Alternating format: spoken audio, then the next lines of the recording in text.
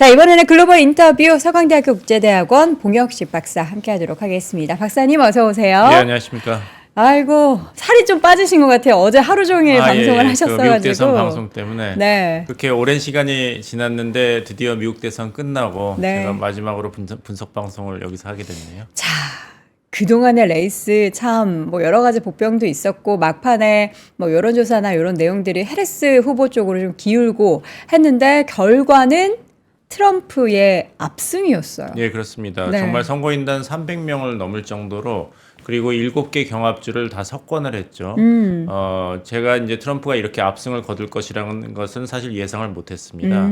그래서 이제 대선 당일날 그리고 전날에는 주위 분들이 어떻게 누가 이길 것 같아? 틀려도 괜찮으니까 나한테 얘기 좀 해봐. 괜찮아 그러는데 제가 그 분석한 걸로는 이렇게 어느 후보가 이길 것이라고 확실하게 그분들에게 피해가 안 갈 정도로 자신감을 가지고 말씀드릴 정도는 아니었어요. 트럼프가 앞설 것이다. 트럼프가 유리하다는 것은 10월 말부터 좀 제가 느꼈습니다. 이제 그렇게 뭐 거기에 따라서 이제 큰 뭐 어떤 투자를 하시라는 그런 조언을 드릴 정도는 아니고요. 감으로 두 가지 이유인데 하나는 10월 셋째 주에 카말라 해리스 민주당 후보가 반드시 이겨야 되는 러스트벨트 경합주 3개 중에 하나인 미시간에서 트럼프 후보가 앞선다는 여론조사가 처음으로 나왔어요. 그 다음에 나온 것이 이제 펜실베니아가 이제 동률을 잃었다, 접전이다 이런 여론조사 보고가 따라 나왔죠. 그래서 해리스 후보가 굉장히 밀리는구나, 트럼프 후보의 당선 가능성이 굉장히 높구나 이렇게 느꼈고, 두 번째는 좀 개인적인 감이었습니다. 제가 추석 연휴 전후로 미국을 여행할 기회가 있었는데 동부와 남부를 갔는데 저도 놀랐어요. 제가 미국에서 20년을 살았는데 물가가 정말 살인적으로 올랐더라고요. 그래서 이제 점심을 먹는데 예전 같으면은 굉장히 비싼 저녁을 먹는 정도로 비쌌어요. 점심이 가볍게 그냥 가볍게 점심, 먹을 일상적인 점심이란 게 없어진 거예요. 그래서 생각하기에 저는 여기 왔다가 가는 사람이지만 미국에 사는 미국 사람들은 아이들 밥도 먹여야 되고 학교도 보내야 되는데 집도 사야 되고. 네. 그래서 이제 실패한 바이든 행정부 정권 심판론이 결국에는 유권자들이 가장 중요하게 생각한 이슈로 작용을 했고, 카말라 해리스 부통령으로 민주당이 대선 후보를 교체했지만 결국엔 카말라 해리스도 지난 바이든 4년 정부의 부통령으로 재직했으니까 공동 책임을 져야 된다. 네. 그리고 뭐 새로운 미래를 같이 가자 하는데 새로운 미래가 뭔지 기회경제라는 걸 얘기했는데 기회경제가 도대체 무엇인지가 확실하지 않기 때문에 유권자들이 처음엔 관심과 지지를 보냈지만 결국에는 확실한 트럼프밖에는 대안이 없다. 코로나 이전 4년 전이 좋았다. 그쪽으로 돌아가자는 이 회귀 성향의 투표가 이번 트럼프 공화당 대선 후보의 압승의 요인이었다고 생각합니다. 이번 선거를 우리 박사님께서 보시기에 한마디로 이게 딱 표현하자면 어떻게 표현을 해볼 수 있을까요? 그러니까 이제 1992년에 빌 클린턴 민주당 대선 후보가 당시에 걸프전 승리를 이끈 전쟁용은 아버지 부시 대통령을 이기고 당선이 되었죠. 네. 그때 캠페인 슬로건이 유명해졌는데 바보야 문제는 경제야. 결국엔 경제 제대로 안 하고 재선에 성공하거나 정권 창출에 성공한 그런 대선이 미국 역사상 없습니다. 1980년에 지미 카터가 재선에 실패한 것도 그때 2차 오일 쇼크 파동이 있었고, 트럼프가 지난번에 진 것도 사실 코로나 사태라는 갑자기 변수가 등장해서 미국인들의 삶이 피폐해지면서 재선에 실패했거든요. 이번에는 바이든 행정부의 지난 4년간의 살인적인 물가를 잡지 못한 경제정책 실패, 거기에 연결해가지고 불법 이민자 문제를 트럼프 측에서 맹렬히 그리고 효과적으로 공략함으로써 이제 승리한 것이죠. 지금 사실 우리가 뭐 박사님께서도 섣부르게 누가 당선이 될 거야라고 이야기를 할 수 없을 정도로 마지막까지 정말 초박빙이었잖아요. 그런데 그 여론조사 결과와는 완전 다른 트럼프 쪽으로 완전 기울어진 선거 결과. 그리고 지금 보니까 상원은 공화당이 차지하고 하원도 거의 공화당이 차지할 걸로. 그러니까 이제 공화당이 약진입니다. 이거 단지 트럼프가 이제 대통령 선거에서 압승을 거둔 것뿐만 아니라 공화당은 3관왕을 했어요. 네. 백악관, 그다음에 상원, 하원. 하원. 그러니까 이것은 그냥 트럼프 대통령 당선이라는 현상으로만 볼 것이 아니라 당 자체가 공화당이 약진했다는 거, 민주당의 몰락. 민주당은 사실 집토끼도 놓치고 산토끼도 놓친 셈이에요. 지난 15년 동안. 네. 바락 오바마 흑인 대통령이 해성같이 당선이 2008년에 됐지 않습니까? 그때 공화당이 이제 나락으로 떨어졌죠. 그쵸. 서프라임 모기지 사태가 있었으니까요. 리먼 브라더스. 그러면서 이제 민주당이 외연 확장을 시도합니다. 이제는 더 이상 민주당이 미국 사회에서 소외된 계층, 소수인종, 여성, 저소득층만을 대변하는 것이 아니라 우리도 고학력층, 백인 유권자 이런 식으로 노조와 소수인종 그리고 저소득층만을 대변하는 민주당이 아니라 정말 그 포괄적인 모든 국민을 아우르는 정당으로 새로 태어날 수가 있다 했어요. 네. 근데 그것이 오히려 집토끼를 놓치고 산토끼는 불러 들어오지 못하는 효과가 있었던 것이죠. 그래서 힐러리 클린턴이 민주당 대선 후보로 2016년에 당선이 됐지만 네. 그때 버니 샌더스 돌풍 기억하시죠? 버먼트에서 우리 민주당의 뿌리를 잊어서는 안 된다. 이 소외된 그리고 저소득층을 대변해야 된다는 목소리가 있었지 않습니까?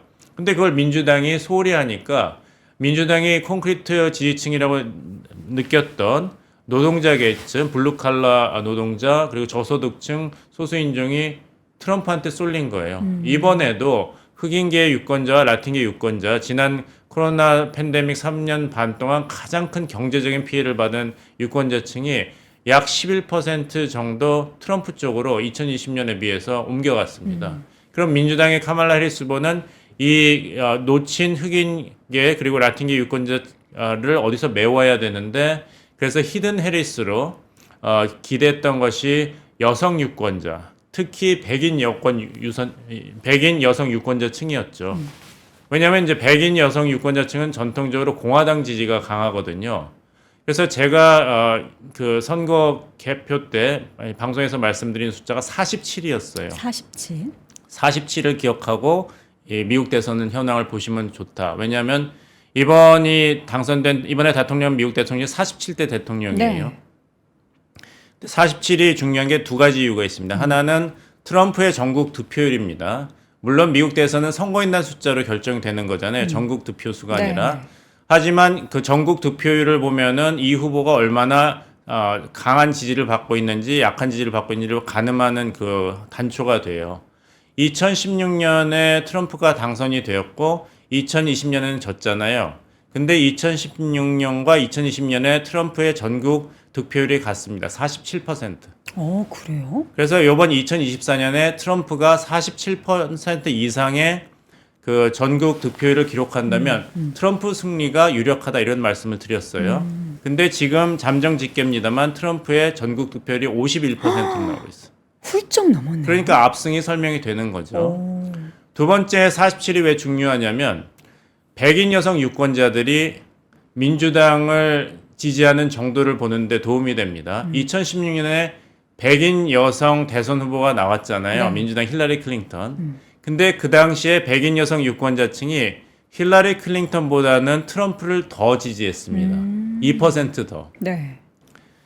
2020년은 어땠냐? 조 바이든 대 트럼프 구도에서는 다시 한번 백인 여성 유권자층이 46%조 바이든 후보를 지지하고 7%더 53%는 트럼프를 지지했어요.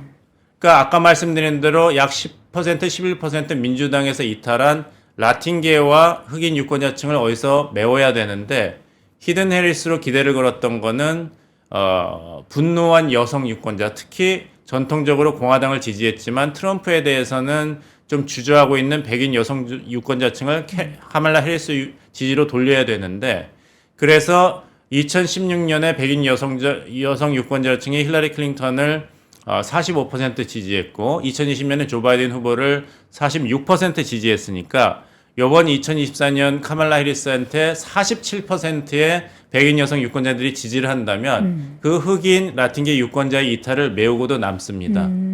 하지만 보면은 지금 출구 조사 통계가 이제 파이낸셜 타임즈에서 발표가 됐는데요. 네. 이번에 백인 여성 유권자들이 지난 2020년보다 트럼프 후보를 더 지지했습니다. 그러니까 카말라 해리스가 여성 대선 후보인데도 불구하고 지난번 2020년 조 바이든 후보가 받은 여성 유권자의 득표율보다 3%를 덜 받았어요. 그러니 이길 수가 없죠. 그렇죠. 그러니까 47위를 트럼프는 넘겼고 47 백인 여성 유권자 지지율을 카말라 해리스는 도달한 데 실패했기 때문에 이번에 선거인단 300명을 훌쩍 넘는 트럼프 공화당 대선 후보의 압승이 이제 설명이 됩니다. 지금 보면은 뭐 해리스 후보가 당선이 되지 않은 것에 대해서 아직까지 미국 사회가 뭐 여성 대통령을 받아들일 준비가 되지 않았다라는 이런 이야기보다는 경제에 대한 문제가 민주당 집권 사이에 있었고, 그리고 지금 뭐 레드셉이 나타난 것처럼 그냥 다 경제가 문제니까 이쪽으로 다 이제 제가 좀 지지를 조심스럽게 하는. 말씀드리자면 네. 예를 들어서 저는 이제 한국 정당 정치에 전혀 관여가 없습니다. 네. 정당 멤버십도 없고 활동도 안 하는데 가장 쉬운 예는 이번 4월에 우리 국회의원 선거예요. 이제 윤석열 정부 심판해야 된다, 민생이 어렵다 이런 얘기가 많이 나왔지 않습니까? 기대를 했는데 잘 못하고 있다. 네. 근데 국민의힘에서 한동훈 법무장관을 선거대책위원장으로 내세우고 원희룡 장관을 이재명 대표 지역구에 전략 공천하면서 새 정치를 만들겠다, 미래로 나가자 이런 얘기를 했어요. 근데 한국 유권자들은 이번 국회의원 선거를 윤석열 정부 심판 프레임으로 주로 봤거든요. 그렇다면 이제 한동훈 선거대책위원장이 국민의힘 선거 캠페인을 할 때는 윤석열 정부에 대한 민심을 잘 반영을 했어야 돼요. 반성하는 모습도 보이고 어떻게 국민의힘이 이런 민심을 잘 반영해서 새로운 변화를 이끌 것인가. 근데 유권자들 입장에서는 한동훈 선거대책위원장이 윤석열 대통령의 영향력에서 벗어나서 독립된 리더라는 이미지를 받질 못했고 국민의힘은 여러 가지로 이런 선거 프레임을 만들기가 힘드니까 마지막에 뭐라 그랬냐면 이번 국회의원 선거는 2조 심판이다. 그것을 총선 핵심 메시지로 내세웠어요. 이재명 조국을 심판해야 된다. 넘어야 될 산이다. 그리고 사람들이 그럼 민생개혁은 어떻게 하니까 대답이 2조 심판이 민생개혁이라 그랬어요. 근데 이게 유권자들 입장에서 말이 안 되는 것이죠. 한동훈 위원장을 보면서 윤석열 대통령 모습이 보이거든요. 그러니까 이번 미국 대선을 본다면은 카말라 해리스 부통령으로 대선 후보 교체가 됐지만 트럼프 측에서 계속 공격한 것은 결국에는 카말라 해리스도 공동 책임을 져야 된다. 지난 4년 동안 미국을 망쳐놓은 것, 특히 경제와 국경 보안, 이민 문제. 카말라 해리스는 결국엔 바이든 행정부 2기다, 아바타다 이런 공격을 했는데 카말라 해리스가 그 꼬리를 자르지 못한 것이죠. 바이든에 대해서는 일체의 비판을 끝까지 못했어요. 그것이 이제 초반에 반짝하는 어떤 지지율이 있으니까 바이든 행정부의 실패에 대해서는 반성하거나 사과하거나 어떤 새로운 독립된 정치 지도자의 이미지를 보이지 않아도 내가 무난히 트럼프를 이기겠구나 하는 전략을 선택한 것이 이번 해리스의 대패의 원인입니다. 이번 선거가 보면은 참 뭐랄까요, 이벤트 그리고 해프닝들이 참 많았어요. 그러니까 유권자들 입장에서는 트럼프가 여러 가지로 문제가 많다는 건 다 알죠. 하지만 카말라 해리스가 왜 대안이 됐는지에 대해서는 카말라 해리스가 대답을 못한 거예요. 카말라 해리스도 그렇고 민주당에서도 대답을 제대로 내놓지 못했죠. 확실하게 이번에 한 번 더 기회를 준다면 뭐가 달라지겠습니다라는 것에 대한 그렇죠. 명확한 해답을 유권자들이 얻지 못했죠. ABC 인터뷰를 할 때 그 여성 진행자가 지난 3년 반을 돌이켜보고 뭐 하나라도 후회하는 게 있는가, 아니면 이거를 다시 한다면 다르게 할 게 무엇이냐, 떠오르는 게 있습니까? 했는데 카말라 해리스 부통령이 바이든 대통령을 공격하지 못하니까 하더니 아무것도 없습니다 했어요. 그러니까 유권자들 입장에서는 아니 4년 동안에 이렇게 고생을 했는데 이런 무책임하고 무관심한 발언을 어떻게 하는가 해서 트럼프 쪽으로 돌았죠. 네.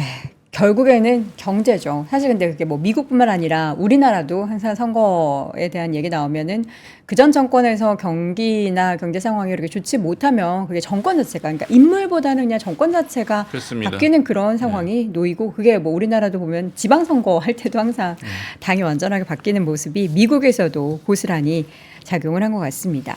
이번 대선 쭉 지켜보시면서 가장 좀 인상적인 결정적인 장면이나 좀 그런 포인트라면 뭐가 있었을까요? 저는 이제 아무래도 6월 27일 최초의 미국 대선 후보 토론이었죠. 네. 조 바이든 민주당 대선 후보와 도널드 트럼프 공화당 후보. 조 바이든 대통령의 고령 리스크, 인지능력 리스크가 그대로 드러난 토론이었죠. 그쵸. 횡설수설하고 말을 잇지 못하고, 제가 여기서도 방송을 했는데 그래서 바이든 후보로는 안 되겠구나 이런 것이 굳어졌죠. 그래서 카말라 해리스 부통령으로 후보 교체를 했지만 결국엔 너무 늦고 카말라 해리스가 아무래도 조 바이든 대통령 현직 대통령과는 아무래도 국정 파트너이기 때문에 부통령이기 때문에 이번 선거는 실패한 바이든 정부, 민주당 정부를 대통령을 심판해야 된다. 이 프레임워크에서 민주당이 벗어나지 못했습니다. 네. 그래서 계속 트럼프 공격으로 갔는데 사람들 얘기는 뭐 트럼프 어떤 인물인지 우리가 경험 못한 것도 아니고 4년 동안 대통령으로 실제로 재직도 했는데 계속 트럼프는 안 된다 하면은 그건 알겠는데 그렇다면은 당신이 더 나은 대안이라는 거, 특히 경제 살리기 위해서 그 메시지를 보여달라 그러는데 카말라 해리스는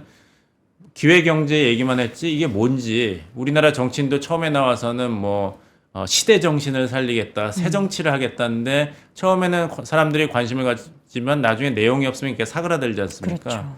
그것이 이제 10월 이후로 카말라 해리스의 지지율이 급 하락한 이유입니다. 앞으로 이제 재집권에 트럼프 이제 당선자는 성공을 한 거예요. 근데 어떻게 보면은 거의 이제 마지막 예, 대통령. 그렇습니다. 미국 헌법상으로는 이제 그거죠? 3선이 안 되죠. 네.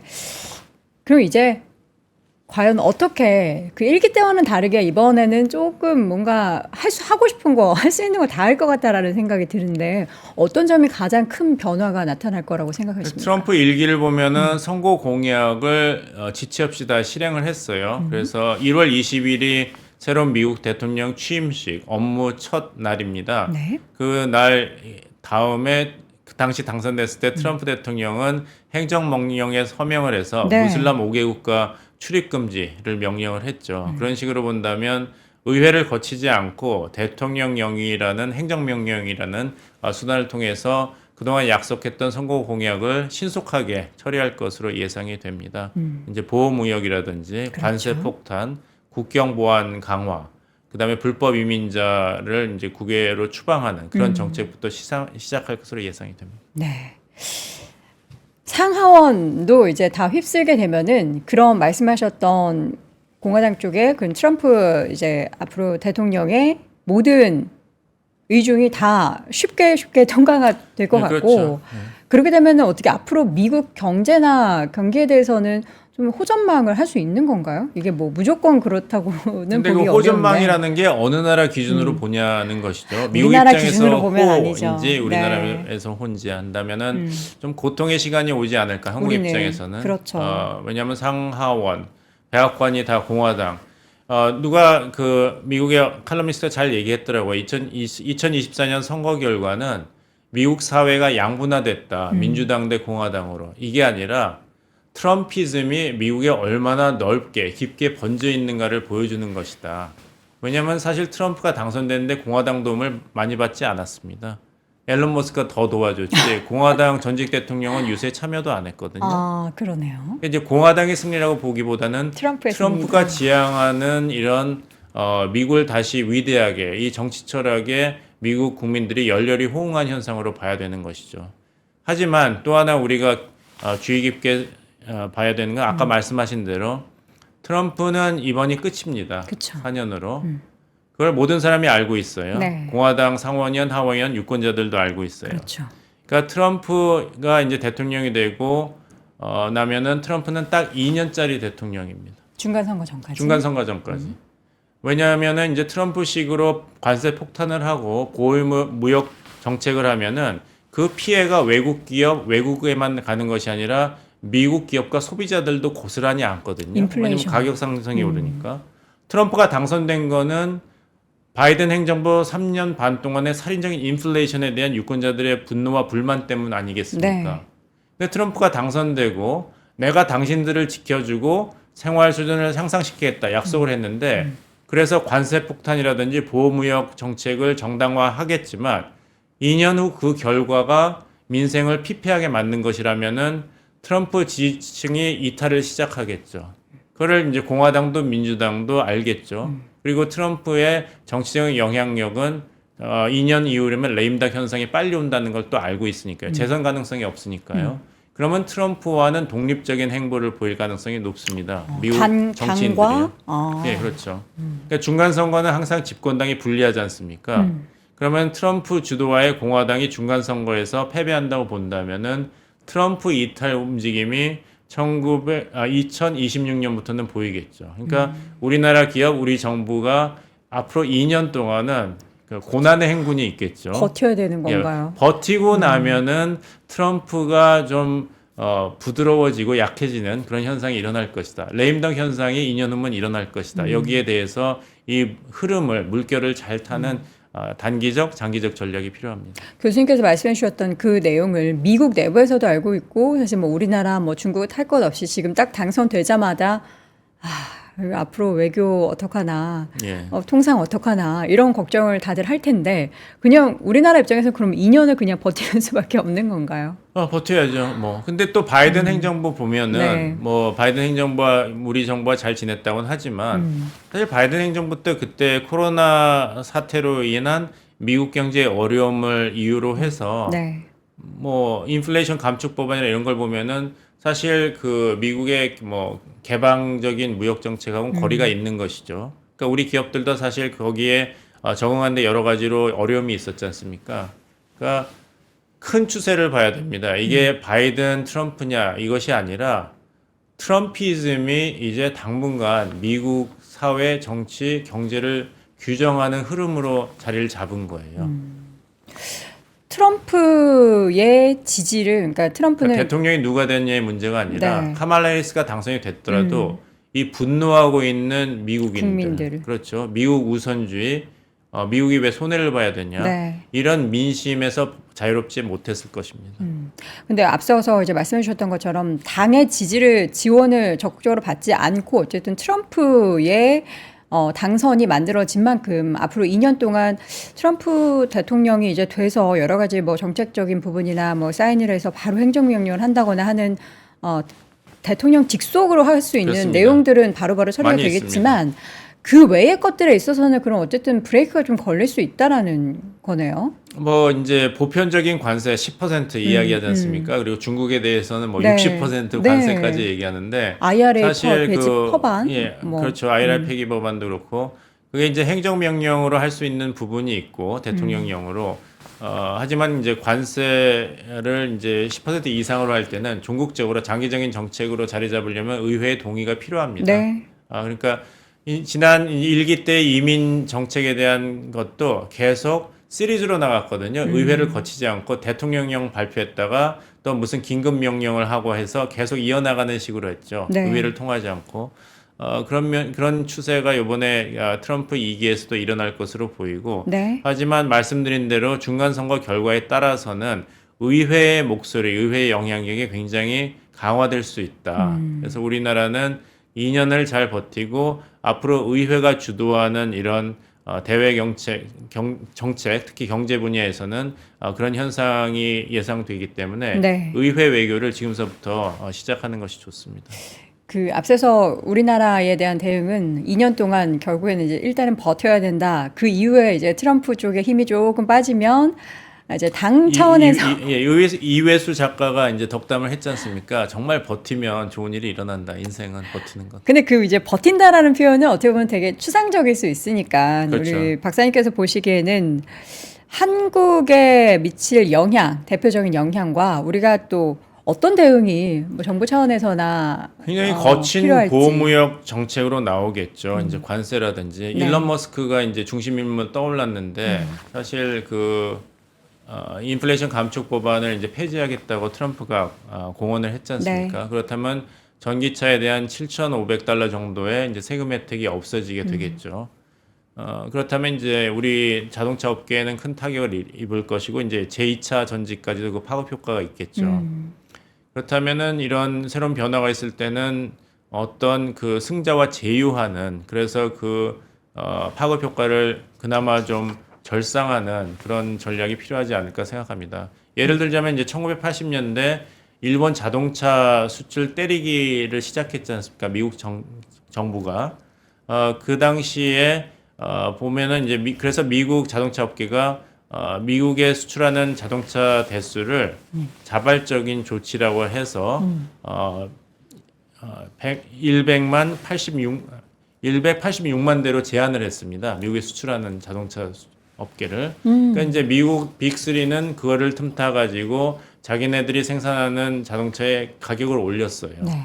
그리고 일본 자동차가 워낙 인기가 좋으니까 연료 효율도 좋고 미국 소비자들은 계속해서 일본 자동차를 구입하려고 했어요. 근데 186만 대밖에 수출이 안 되니까 일본 자동차 업계는 수출하는 자동차 대수는 제한이 있지만 가격을 올릴 수 있었던 것이죠. 그래서 그때 이왕 186만 대밖에 미국에 못 판다면은 차 한 대당 가격 그 이윤 마진을 높이자. 그래서 그때 도요타가 렉서스라든지 뭐 인피니티, 마즈다가 그 고급 브랜드를 이제 소개하기 시작한 거예요. 그래서 사실 일본 자동차 업계가 초반에는 고전을 했지만 영업이익에서는 굉장한 호조를 보였습니다. 그리고 우리가 위기가 생기면은 우리가 고래 싸움에 새우등 터지는 게 아닌가 이렇게 걱정만 하는데 사실 고래가 싸움은 어부지리도 기회가 생깁니다. 그래서 그때 비싼 일본 자동차와 비싼 미국 자동차 사이에서 고민하던 미국 소비자들이 한국 현대자동차를 선택하기 시작했죠. 그러니까 만약에 미국이 중국 대리기, 한국 대리기를 시작한다면은 반도체, 2차 전지, 그다음에 자동차에서 철강까지 포함해서 거기서 어부지리, 새로운 혜택을 보는 제3 기업이라든지 제3 국가가 분명히 있을 것입니다. 그 국가를 미리 파악해서 제휴하는 것이 한국 기업 그리고 한국 수출이 그나마 좀 숨통을 트일 수 있는 전략이 아닐까 생각합니다. 네. 결과는 일단 나왔습니다. 그리고 그 결과가 미칠 영향에 대해서는 우리가 지금 뭐 예측하고 하는 그것보다 더 과할 수도 있고 그것보다 오히려 좀 약할 수도 있고 대선 결과처럼 한 치 앞을 내다볼 수 없는 그런 상황이 펼쳐질 거기 때문에 더 긴장할 수밖에 없을 것 같아요. 그렇습니다. 예, 불확실성에 놓여 있는 한국의 경제 상황이나 뭐 기업에 대한 여건 계속해서 우리는 한숨 쉬면서 지켜볼 수밖에 없는 이 현실이 참 안타깝기만 합니다. 자, 오늘 그동안 미국 대선 관련한 이야기를 쭉 함께 해주셨던 우리 본 박사님 오늘 아쉽게도 마지막 시간인데 그동안 너무나 감사드렸고요. 네, 그동안 감사했습니다. 네, 지금까지 글로벌 인터뷰 서강대학교 국제대학원 봉영식 박사 함께했습니다. 고맙습니다. 삶의 격을 높이는 9가지 지혜를 함께 나눕니다. 위즈덤 칼리지 시즌 2 영상 아래 링크를 클릭하시면 자세한 내용을 확인하실 수 있습니다.